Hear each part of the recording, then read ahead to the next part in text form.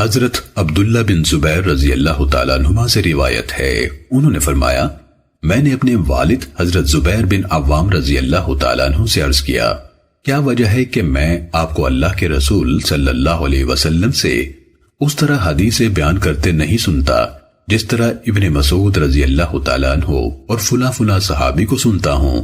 فرمایا میں نے جب سے اسلام قبول کیا ہے نبی صلی اللہ علیہ وسلم سے آپ کی وفات تک کبھی جدا نہیں ہوا، لیکن میں نے آپ صلی اللہ علیہ وسلم سے ایک کلمہ سنا ہے جس کی وجہ سے روایت حدیث سے اجتناب کرتا ہوں۔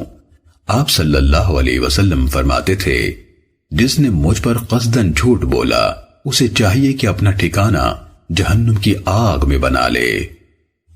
سنن ابن ماجہ حدیث نمبر 36۔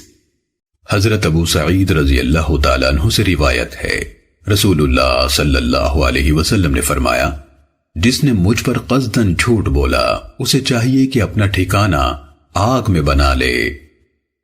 سنن ابن ماجہ حدیث نمبر 37۔